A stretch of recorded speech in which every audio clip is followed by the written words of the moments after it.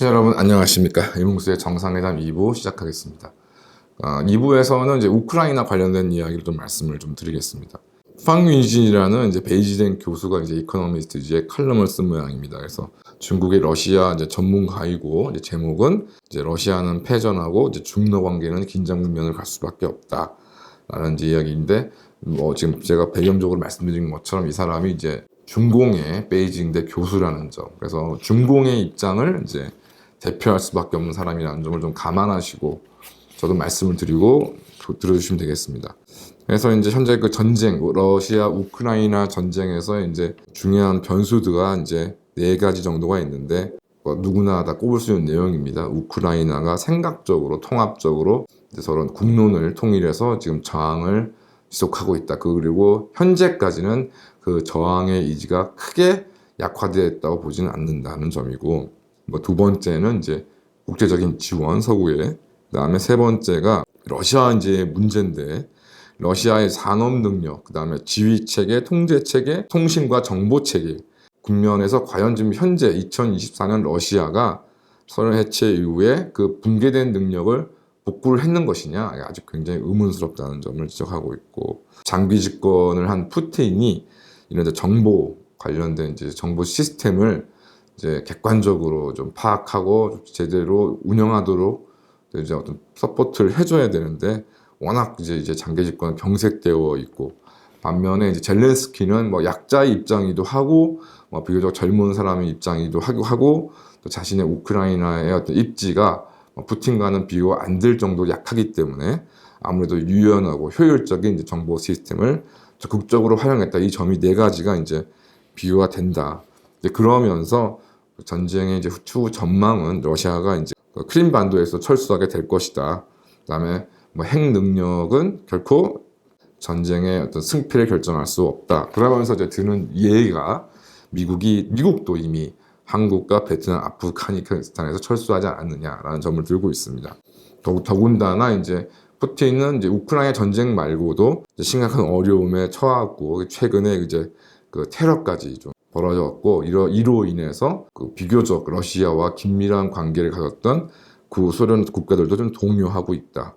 그리고 이제 지금 러시아 전쟁 수행에 이제 중공이 많이 도움을 주었다고 하지만 지금 전쟁 초기에서는 지금 변화하고 있다. 원래 러시아와 중공의 관계는 비동맹, 이제 비적대, 그다음에 제3국을 타겟으로 하지 않는 전통적인 입장에서였는데 이러한 입장으로 지금 변화하고 있다. 또 이제 중공도 대러 제재에 참가하고 있지는 않지만 이제 2023년도에 이제 원유를 이제 러시아로부터 1억 톤을 이제 수입을 했는데 이것은 진짜 전쟁 전보다 획기적 증가는 아니다. 그러니까 늘기는 늘었겠지만 획기적으로 는 것은 아니다. 그다음에 이제 러시아는 냉전 이후 체제를 전쟁으로 바뀌기를 원하나 이제 중공은 전쟁으로 무엇을 바뀌기를 원하지 않고 있다. 라는 걸 얘기하고 있고, 그래서 결론적으로 봐서 이제 이 맥락을 제가 100% 저희가 신뢰할 수는 없다고 생각이 들고요. 오히려 무언가 이제 한국을 자꾸 언급하는 것이 이제 현 상태에서의 어떤 휴전을 이제 어떤 최고의 이제 옵션으로 이제 중공 측은 생각하고 있고, 내지는 그게 어렵다고 한다면 아무래도 러시아가 이 전쟁에서의 어떤 그런 장기적인 수행이 쉽지 않을 수도 있다라는 점을 좀 지적을 하면서도 하여튼 계속 이제 그다음에 중공의 입장, 한국처럼 해결하자.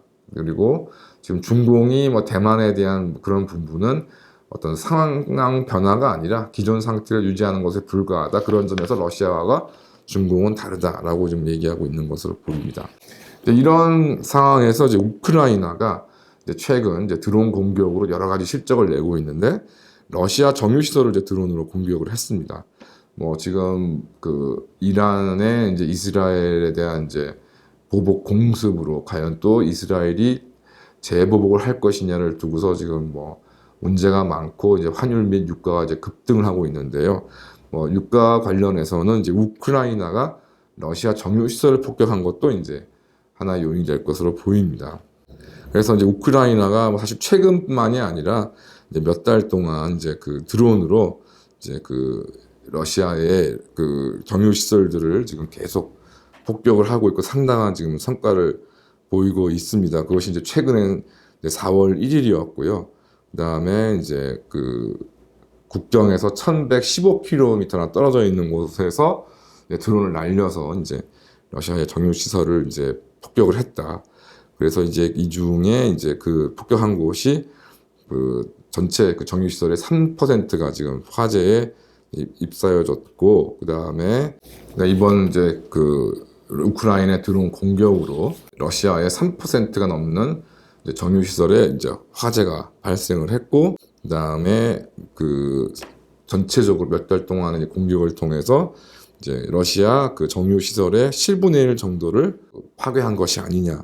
지금 그래서 이제 러시아의 거대 정유 기업들 산업들이 굉장히 큰 고통을 지금 받고 있으며, 이제 이러한 우크라이나의 이제 그 드론으로 인한 정유 시설 공격은 당분간 뭐 지속될 것이다라고 지금 설명하고 있습니다. 그래서 이런 러시아에 대한 우크라이나의 그 정유 시설 폭격으로 인해서 그 사실상 그 러시아의 재정 정부 지출이 굉장히 좀 제한될 것이고, 그것이 아마 거의 34% 정도, 그러니까 3분의 1 가량의 재정의 이제 그 수입을 줄이는 그런 효과를 말하지 않겠냐. 그렇다면 러시아로서는 굉장히 유가 상승 등으로 이제 얻을 수 있는 이익은 이제 굉장히 적은데, 기존에 있던 정유 시설에 의한 그 정유 제품 수출도 이제 타격을 입게 되니까 좀 더 러시아에겐 직접적인 그런 타격을 지금 입히는 것이 아니냐.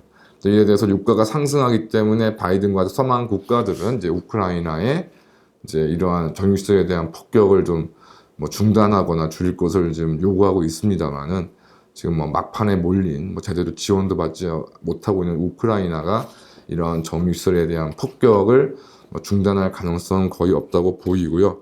뭐 이렇게 본다고 한다면 지금 뭐 문제가 되고 있는 국제 유가 같은 경우에도 계속 좀 상승 국면으로 불안한 상승을 유지하지 않을 수 없지 않겠나, 이렇게 좀 생각이 좀 많이 듭니다. 그렇다면 이제 가정적인 그 기사도 하나 되었습니다. 그 우크라이나가 이제 만약 패배한다면 어떻게 될 것이냐.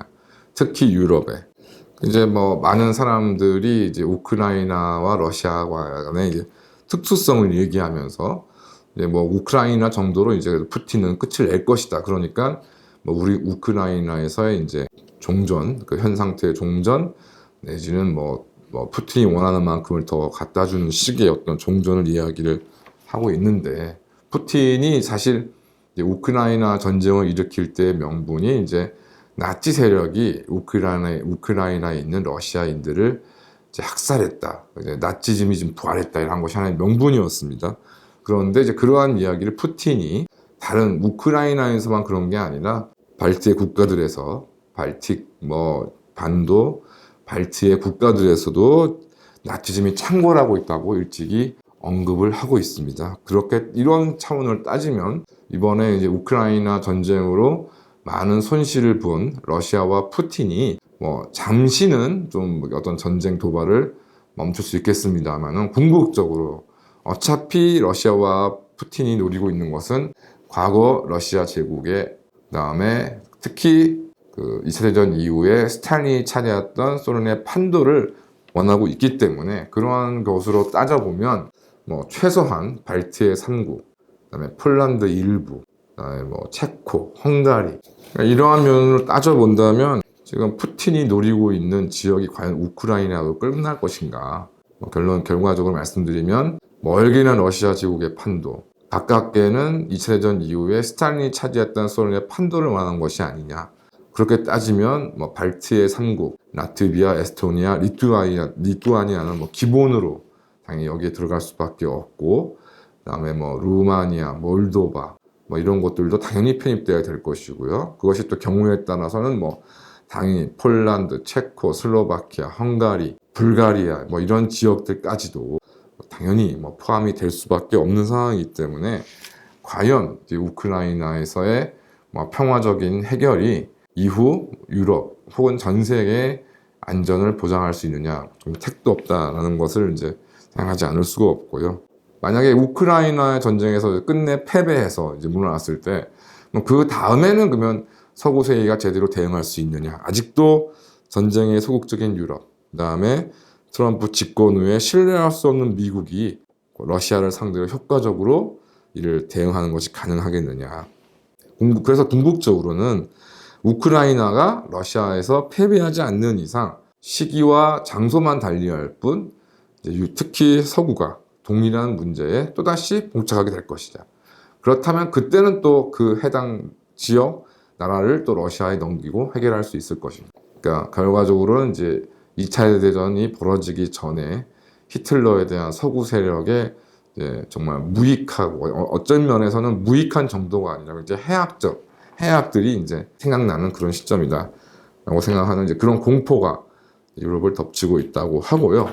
예전에도 말씀을 드렸습니다만은 체인벌린과 달라디에, 그러니까 영국과 프랑스는 체코의 주데텐란드 정도를 그냥 히틀러한테 갖다 바치면 전쟁은 더 이상 벌어지지 않지 않겠냐 생각을 했습니다만은 당시 히틀러가 전 세계에 호언한 것과는 달리 그 1938년 당시에 그 독일의 군사력은 프랑스와 일전을 벌이기도 굉장히 부족한 상황이었고 이러한 것들을 너무나 잘 알고 있는 독일의 군부가 그 체코를 두고서 이제 도박을 감행하는 히틀러가 결과적으로는 독일을 완전히 또 서구에 갖다 바칠 수 있기 때문에 당시에 심각하게 히틀러를 제거하는 쿠데타 모의를 진행을 했었습니다.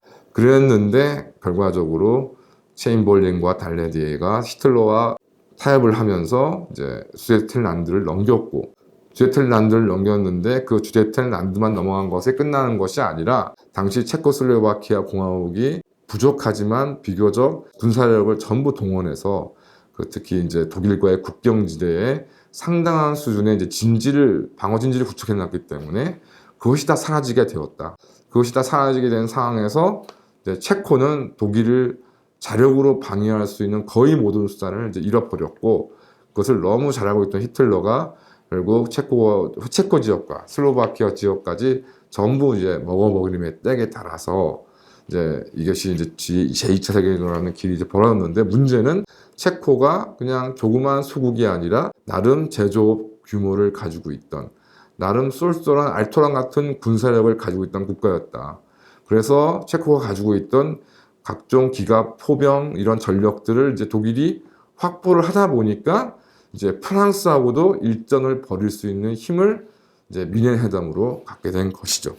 그러한 것으로 따져볼 때 지금 이제 앞서 말씀드린 것처럼 러시아가 소련이 해체된 이후에 산업 능력, 기타 정보 능력, 여러 가지 통제 체제, 지휘 체계를 지금 못 갖춰서 지금 우크라이나에서 지금 졸전을 벌이며 고생을 하고 있습니다만은 그래도 그 가능성이 무한한 나름 인구도 5천만 명이 넘고 나름 여러 가지 인프라라던가 농업, 광업, 공업 시설을 가지고 있는 우크라이나가 이제 러시아 손으로 넘어갔을 때 그 다음에 이제 유럽에서 도발을 하는 그 러시아의 실력은 지금과는 비교도 되지 않을 것이다. 결과적으로 우크라이나 전쟁에서의 우크라이나 패배는 궁극적으로는 유럽 전체의 안보를 위협할 수밖에 없다라는 것이 이제 이코노미스트의 결론이고 소장님이나 저도 마찬가지라고 생각을 합니다. 그래서 최소한 우크라이나가 패배하지는 않도록 대한민국을 포함한 서구 세계가 우크라이나를 지원해야 될 필요성이 여기에 있는 것이라고 생각하고 이러한 점은 전황이 어떻게 벌어지든 간에 크게 달라질 가능성이 없다 이렇게 생각합니다. 감사합니다.